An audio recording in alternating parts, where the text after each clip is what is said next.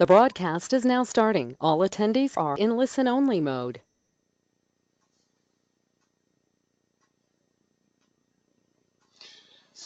Namaskar, welcome to our course on Ashtanga Yoga.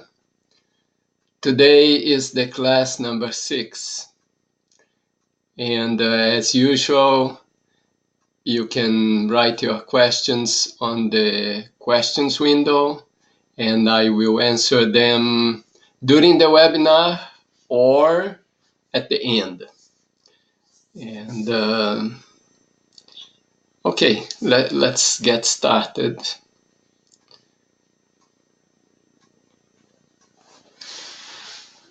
Up to now, we have covered 2 parts or 2 steps of the 8 steps of yoga, or the eightfold yoga, which is the Astaunga 8 limbs of yoga. The number 1 was Yama or Yama. It is a series of practices to have a good relationship with others. And we also covered number 2, the second step, Niyama, is also a series of practices to have a good relationship with yourself, means with ourselves. So the first one, Yama, I need 2 people, me and somebody else, or 2 entities, myself and a second entity. But for the number 2, which is Niyama, I only need myself. If I can have a good relationship with other people and with myself, a deeper relationship, then my conscious mind, like the conscious level of my mind, will be more balanced. It means the waves will not be so agitated. If those waves are more calm, more tranquil, I can penetrate deeper than that level. So that's the idea. If the surface of the mind is calmed down, then I can go deeper within. All right, so for the class today, I'm going to spend some time to review these 2 steps. These 2 steps are very important. And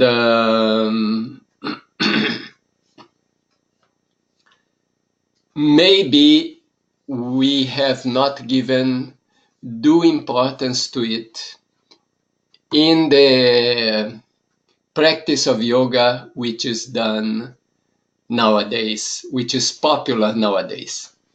The most popular practice nowadays is the 3rd step, which is asanas, means the exercises, postures, physical. But these 2, number 1 and number 2, Yama and Yama, this is the foundation. Without this foundation, it is very difficult to practice real yoga. So this is like the base, the support of the whole practice. Yama and Niyama. And I remember, I just give a story. I remember when I became what we call a senior acharya. You know, I'm an acharya. An acharya means a teacher. And not just a teacher, it's more like a spiritual teacher, but it's a spiritual teacher who teaches by conduct.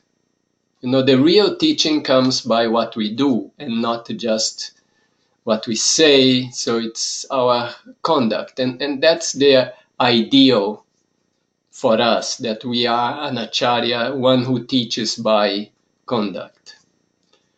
And so Yama and Yama is the basis of conduct.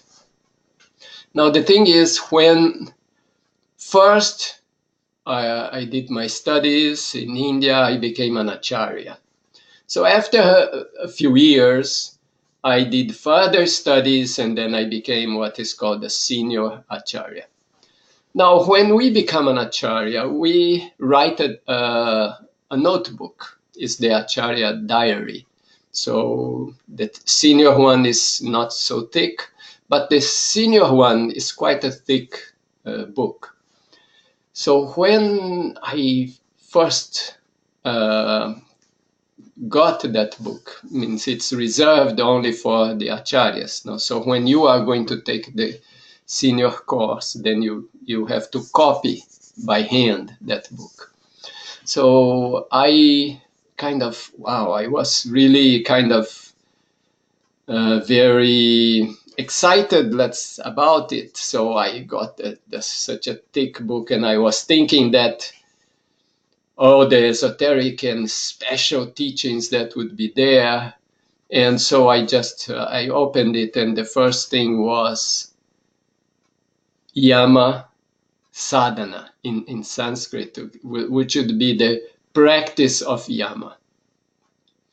I thought, oh, Yama. Okay, so I kind of quickly passed through it, and then came to the second point, which was Niyama sadhana, means the practice of Niyama.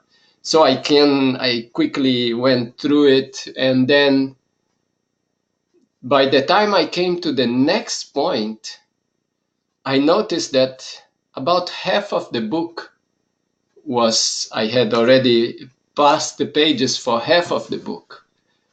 I paused for a moment, and I thought that if in this senior acharya diary, half of it is on the practice of yama and niyama, therefore this should be really important. And then I kind of settled that I have to start from the beginning in a methodical way. And therefore, it impressed in my mind the importance of the teachings, not only the teachings, but the practice of yama and niyama. And it is very difficult to master this practice. We will notice in the course of our life that we will make effort, but always there is room for improvement. Therefore, in this Ashtanga Yoga course, I'm giving a lot of space to talk about Yama and Niyama, and give you the chance to implement these points gradually. So every week I'm covering only sometimes one, sometimes 2 points, in a way that you have 1 week to work on that point without having all the points together. So by the end, now is the end of the Yama and Niyama part of the course. So we have now 5 points of Yama and 5 points of Niyama, which makes it a very kind of more complex practice. Reviewing from the previous class, we completed the Niyama part. So to have a good relationship with ourselves, and there were 5 practices. Cleanliness, or shaucha in Sanskrit. I have also introduced all the Sanskrit terms. Keep them in your notes, and it will be helpful when you will deepen the studies. Okay, so cleanliness was number 1, and that is physical and mental. So human beings, we have our physical expressions, we have mental. So the cleanliness is done in both levels. Physical, also is divided into two. The internal, physical, means everything that goes inside us. External, outside us. So in external includes also the environment, clothes, body. And I went through simple ways of implementing these points, like taking a bath and taking a half bath, and cleaning the environment, and different other. There is a lot that we can develop on that. And the internal cleanliness, physical, whatever goes within our body. That means what we eat, what we drink, what we inhale, what we let go inside our body. A lot of thought has to be put in it. Is it good for me or not good for me? Is it good for my mind or not good for my mind? Good for my body or not good for my body? Because our body is a series of chemical reactions. So if you put more of a certain chemical, more of another chemical, you're stimulating the body in a certain direction. So that it's very important to be mindful what we allow within us. So that was about cleanliness in the physical level. And in the mental level, we have also internal and external. External is everything that's coming from the external world and going into my mind. And internal is things that are already inside that maybe are not desirable, that I have to clean up. Examples. When I watch a movie, listen to a song, these are things coming from outside. So what effect does it have in the mind? Choose. Do it, don't do it. Then inside, internal cleanliness is a little bit different. It's things that are inside my mind already. For example, the example I gave during the presentation. I see a neighbor and he got a new car. So I feel jealous, envy. Now this jealousy, this envy will disturb my meditation, disturb my being, my calmness, my day-to-day life. But this jealousy is not coming from outside. Means I saw my neighbor, he has a new car. But it's not related to jealousy, but jealousy is already within me, and that thing just awakened it. So now I need to keep the mind clean. I need to keep it free from that jealousy. So the technique, there are many techniques, but the one I mentioned during the course was that apply a counter thought. So in this case, just to make it simple, the counter thought could be, this neighbor, he's my friend. Now, our relationship of friendship, so I apply friendship to that thought. When I apply friendship to the thought, it changes it. I'm not anymore jealous of that friend, but I feel good about it. I feel relaxed about it. And so that will not be a disturbing vibration in my mind anymore. So I have managed to keep my mind clean from that internal impurity. That is about cleanliness. Continuing with the review, the point number 2, contentment. Keep yourself in the state of contentment. Means you are content with what you have, with what's happening in your life, with what you are doing. See the bright side of everything, because everything that happens to us happens for a reason. And in the end, everything is good.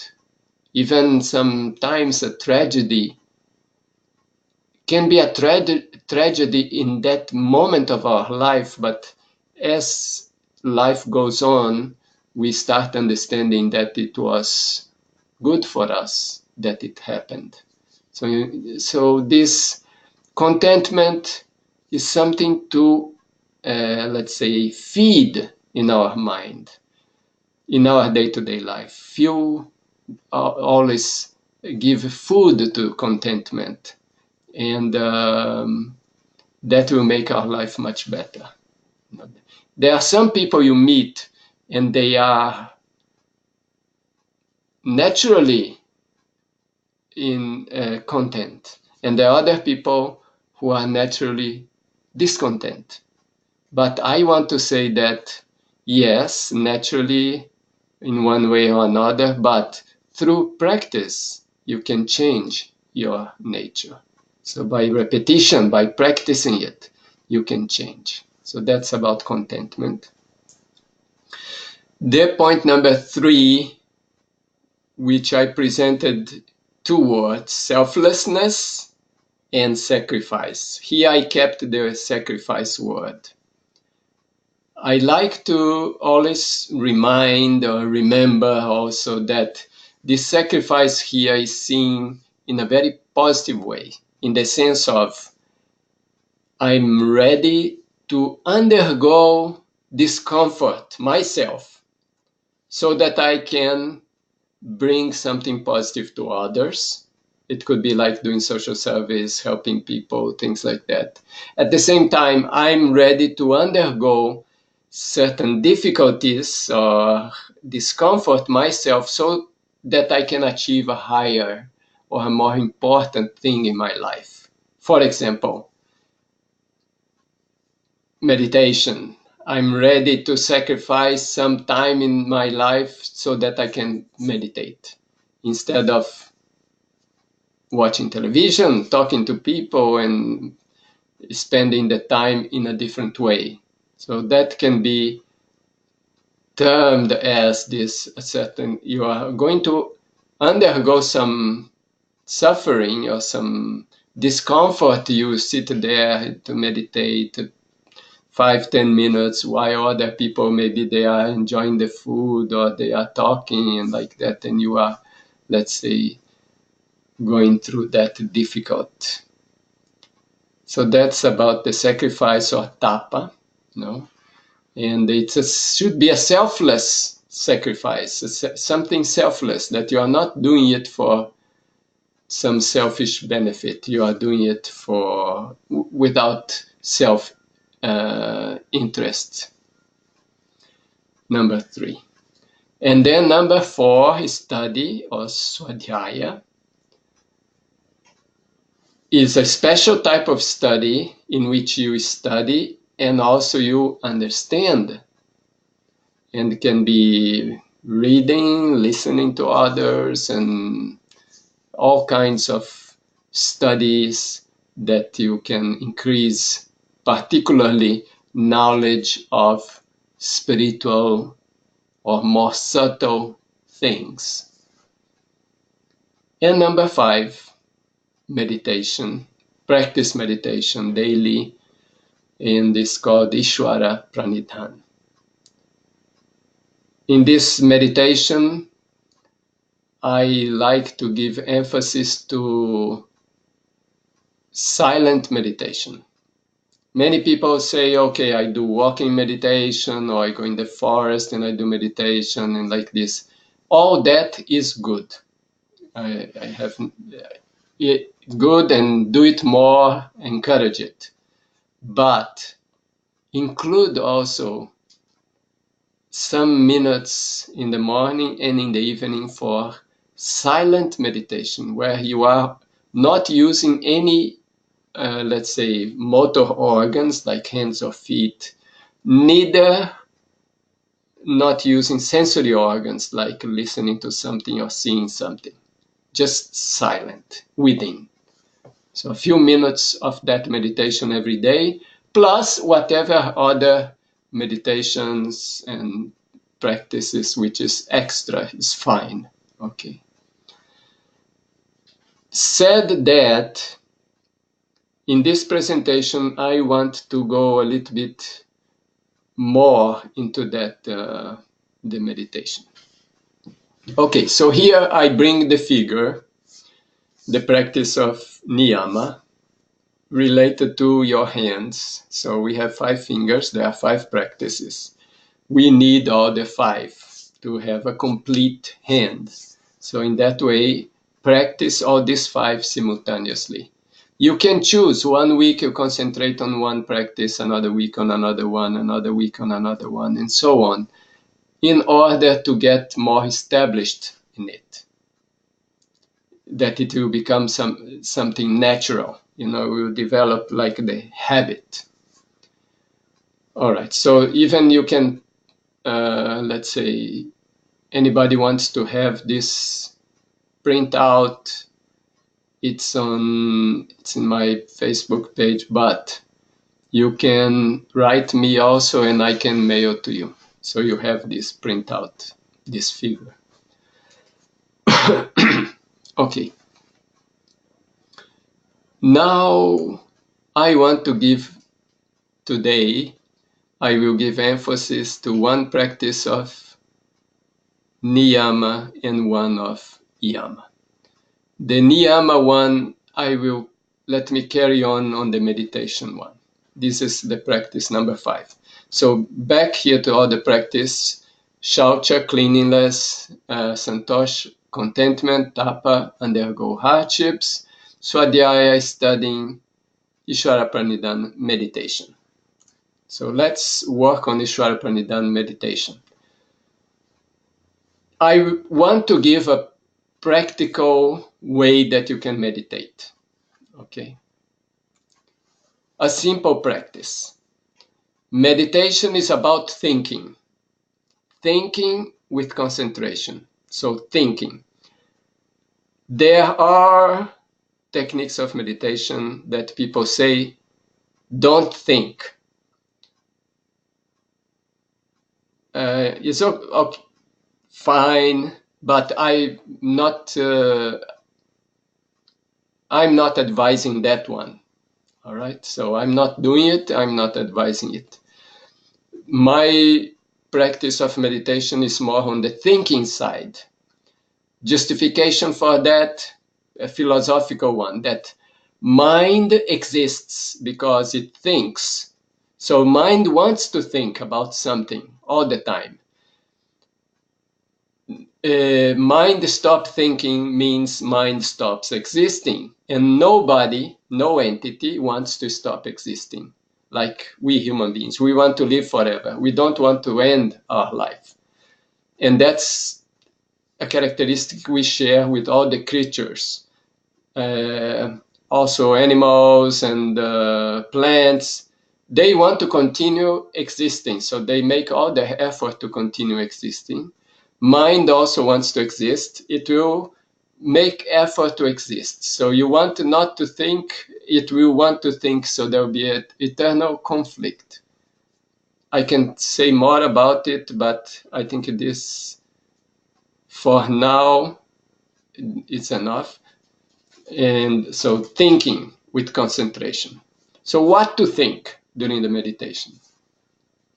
What to think is related to our essence as a human being. We, as human beings, let's say, I could ask, or I did ask in the previous parts of the course, what do we really want? And we can say, oh, we really want happiness, we want peace. Okay, but then a follow-up question, how much happiness you want, how much peace you want?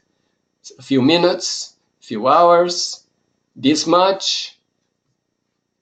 Usually the reply is, we want always. We want this as a permanent state. So if it's a permanent state, if it's always, it means it doesn't have limitations. The conclusion, we human beings want something that is infinite, or that is ever present, that is ever always there, that never finishes, never ends, without limitations. So that's what we want. We want something without limitations. Of course, in the physical world, there are limitations, limitations of our body, our senses, even how long our body lasts. So physically, we cannot come into a state of no limitations, or a state of infinite. So that's why we go in meditation. So we are not physical anymore. Now we are mental. So mentally, I want to reach a point where I don't feel any limitation, that I feel like infinite expansion. And for that, a special technique of meditation is based on mantra. We are used to hearing the word mantra as something that you repeat. And that's correct. It's something that you repeat. Why do you repeat? Because our mind doesn't fully concentrate on something or get the understanding or conception of something immediately, particularly something infinite. So it has to be practiced so that the mind gets expanded. It may sound like a very abstract concept, the concept of mind expanding. Physical. Our physical, maybe to expand, to exercise, means the muscles will grow and everything, but there's some limitation. Mind also can expand. How we can say one mind is more expanded than another mind? There are individuals that any new idea is very challenging to them. They kind of cannot grasp it because it's just the mind doesn't have the dimension to grasp the idea. Okay, but other people, they grasp ideas, new ideas, more expanded ideas very quickly because their mind has that capacity. So we have to work on expansion of the mind. Expansion of the body comes through exercise.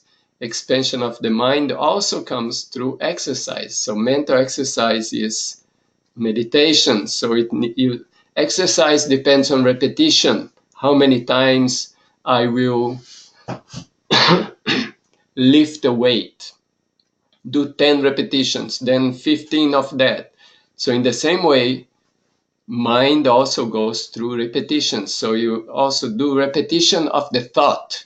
You know, you're thinking something, now repeat that thought again and again until your mind can develop to grasp that thought. This happens in study. You study mathematics. At first you don't understand, then you study more, and then you start understanding, then you understand it. Then you can go to another more difficult problem. Okay, in the same way, in the meditation, through the repetition, you are going through stages and expanding the mind. So the process of using the mantra is repetition. And the mantra itself is a special thought. So what's special about it? It's special because it is according to our nature. And our nature is, we want something infinite. At the same time, we want something that is, let's say, giving us the idea of peace, happiness. So more on the mantra. So I want to give you one mantra that you can use for meditation.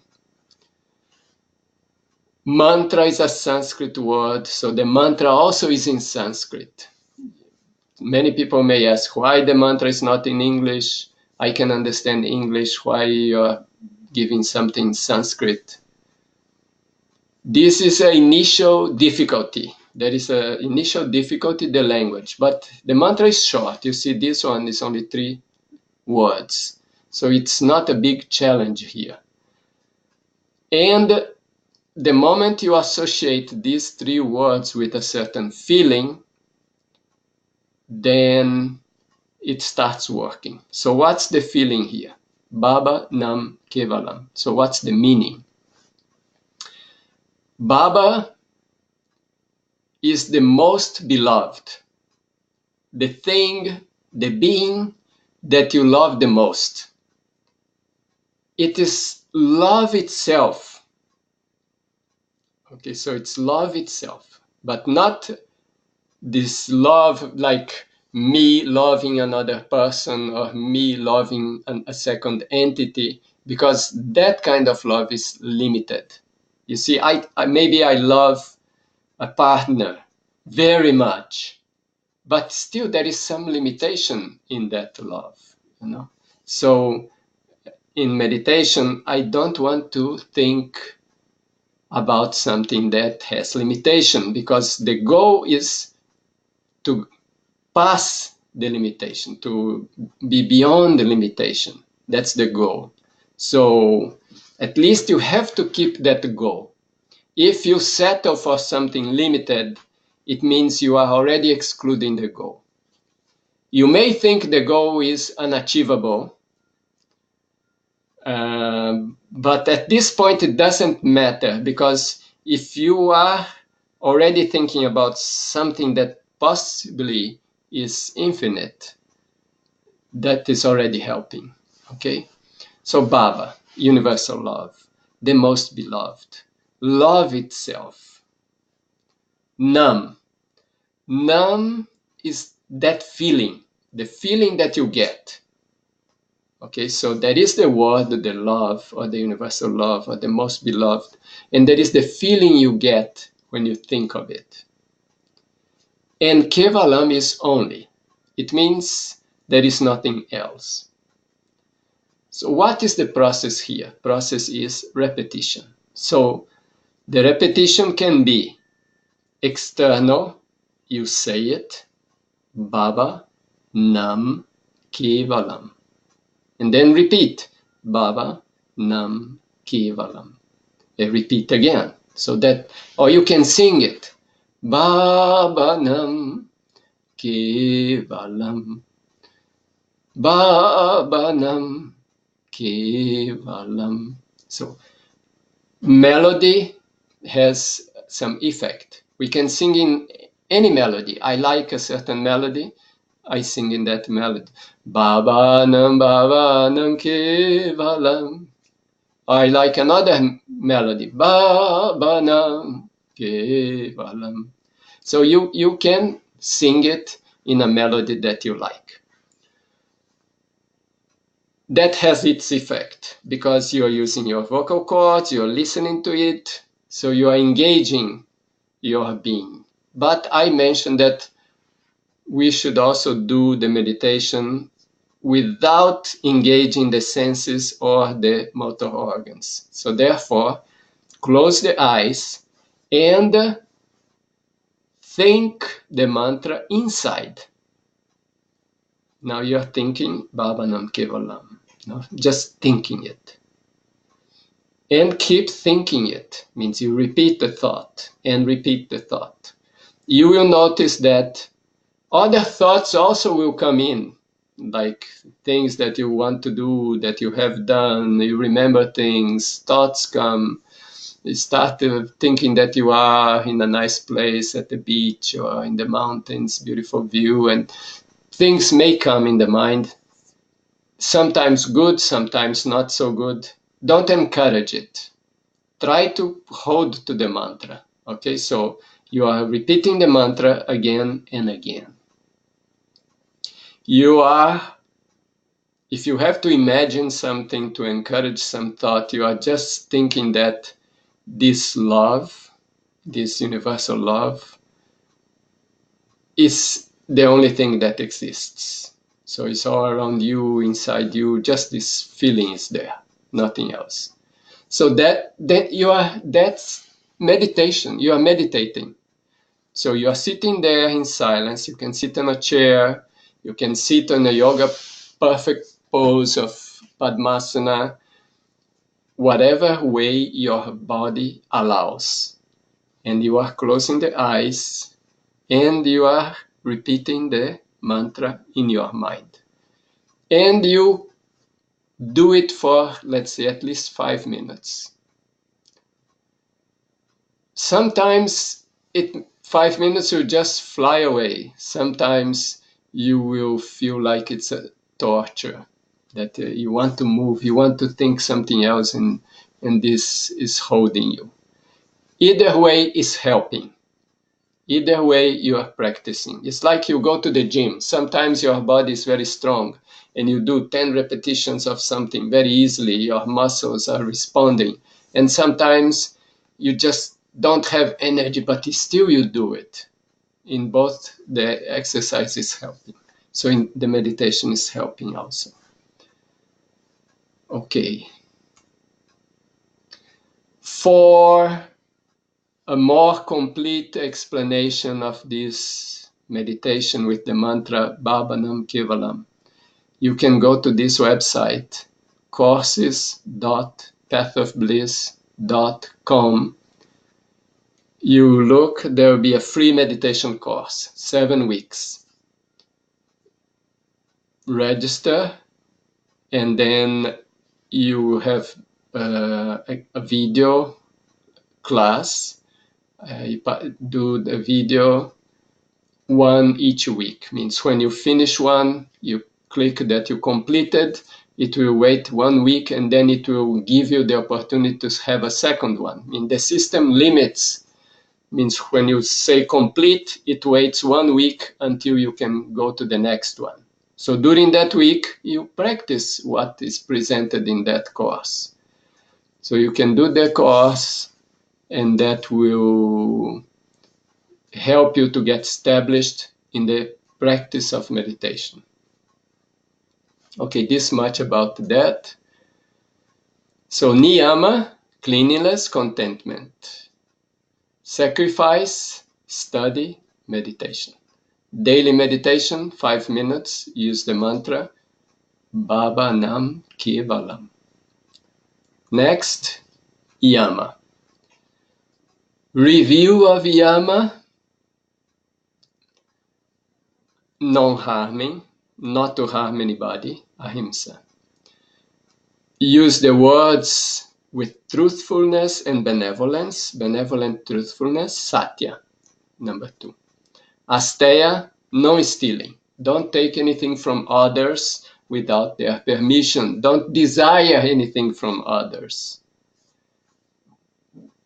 Number 4, oneness. Seeing the oneness in everything. Everybody is part of me.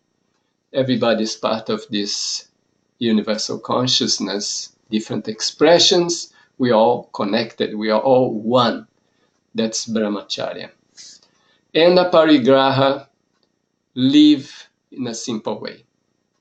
So 4 of these points are quite tangible. Non-harming, that's quite tangible. Benevolent truthfulness, yes, every time I'm speaking, I'm using the truth, plus I want to do good to others, so that's benevolent. No stealing, okay, I'm not stealing. I refrain myself from stealing, from desiring things from others. Now, seeing oneness is a little bit intangible, a little bit difficult to practice. Okay, so let's jump this for now. And number 5, to live simple life, not accumulate superfluous things. That's also quite tangible. So I want to now give a little bit time in this presentation to the brahmacharya part, to the number 4. Oneness. So in Sanskrit, brahmacharya. Historically, the word brahmacharya, when you study books and like this, you find different interpretations. The interpretation that I'm emphasizing is this one. Brahma is the universal consciousness. Charya is like to be established in the thought of the universal consciousness, or to think that everything is expression of the same universal consciousness. Anybody can do. You're a monk like me, you can do it. You're a nun, you can do it. You're a family person, you can do it. You're young, old, Anybody can do it.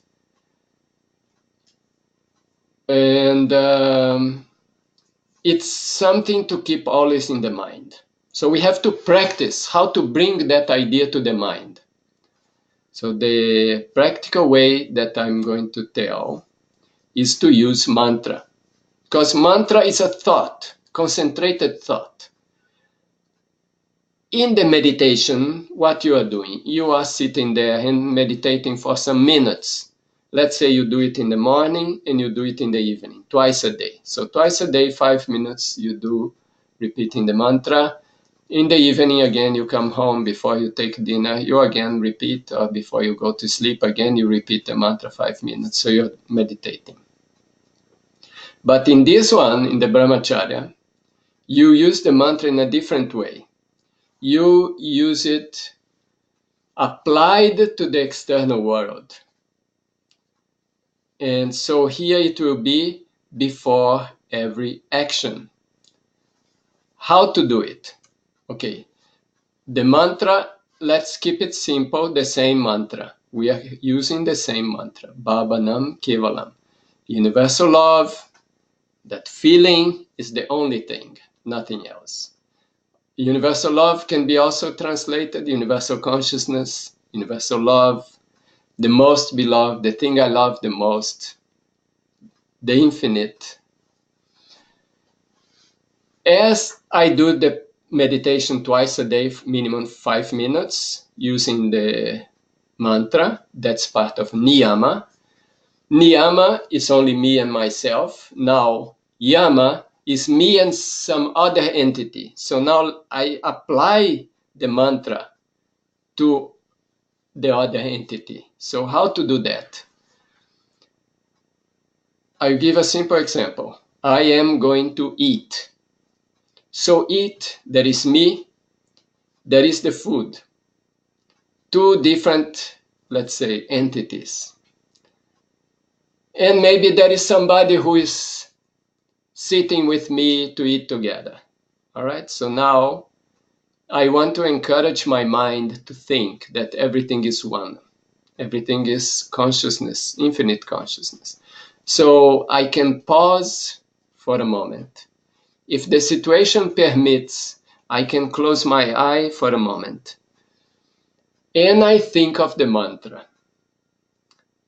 Baba, that universal love and entity, being, is the only thing. Okay, so it means the food is that. That person which is sitting with me to eat is also that.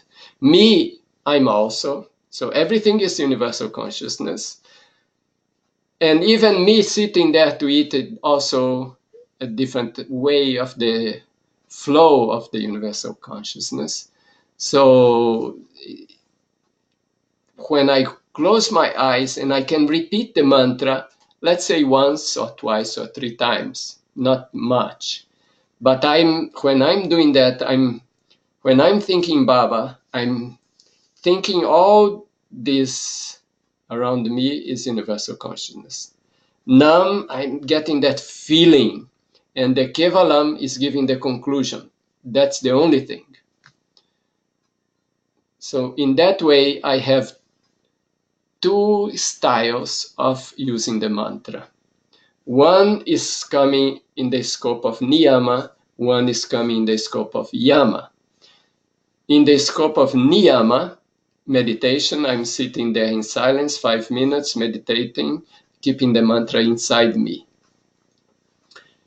In the scope of yama, it's me, other entities outside me, and I'm applying the mantra that all that is the same. So Baba Nam KEVALAM. Baba means everything. Each one is Baba. I'm Baba, the food, the other person. Nam, that feeling, is the only thing. Okay, so everything is the universal consciousness. So in that way, I can have a practical, simple way to apply niyama and yama, brahmacharya and Ishvara Pranidhana, using the same Bhavanam Kevalam mantra. Okay, I think that's what I wanted to share today. Time for questions. And I answered some of the questions during the presentation. Still, there is a question here. This question is Bhavanam Kevalam the best mantra?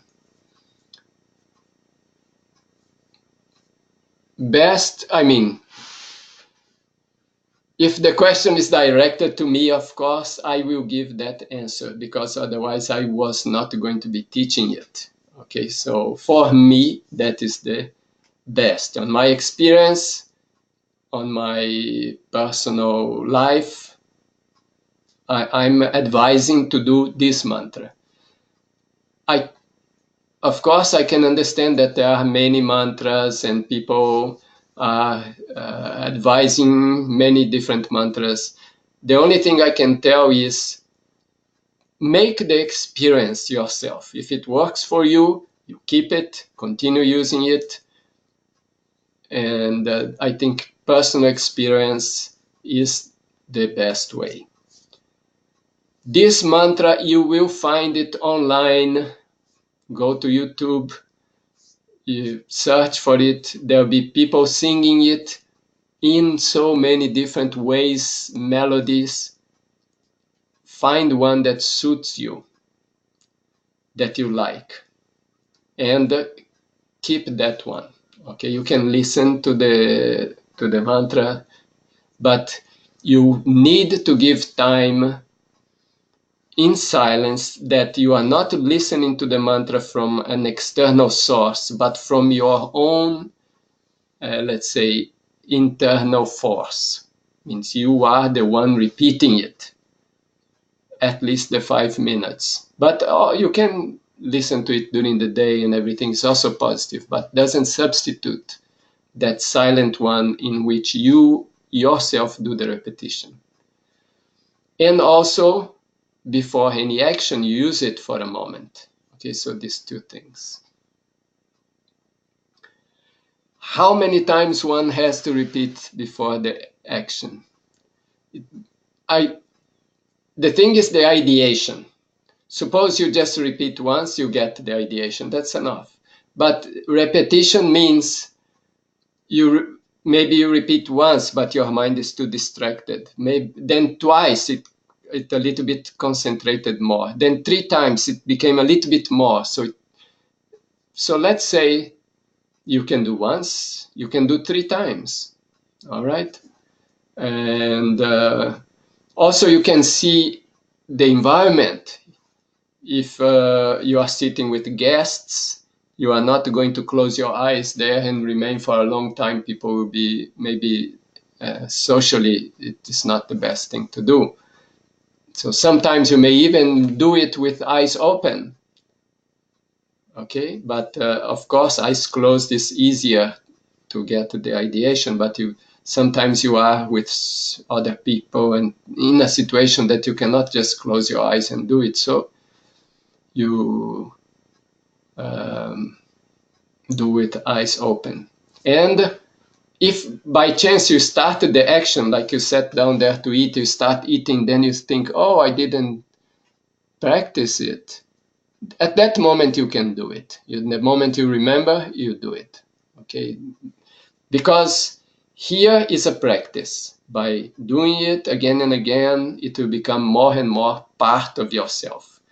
Coming to a point that every time you will do something, it automatically comes. But that takes practice. All right, I think, let me move ahead here. I found this quote on the internet. It said anonymous, so I don't know who is the author. Eat like you love yourself. Move like you love yourself. Speak like you love yourself. Act like you love yourself. The best way to have a great relationship with yourself is to love yourself. And if you love yourself, it will also express externally. So this is essential. How to increase love? Increase love means you should experience it more and more. That's where the meditation enters. You are repeating Baba Nam KEVALAM. Love, universal love, infinite love. That feeling is everything. So you are kind of trying to feel it all the time. So that will become part of you. And time is flying. Thank you for participating on this webinar. The recording will be available, and I hope to see you again next week. And during this week, practice these two things. Practice the meditation at least 5 minutes twice a day on an empty stomach, before breakfast, before dinner, before sleep, before lunch.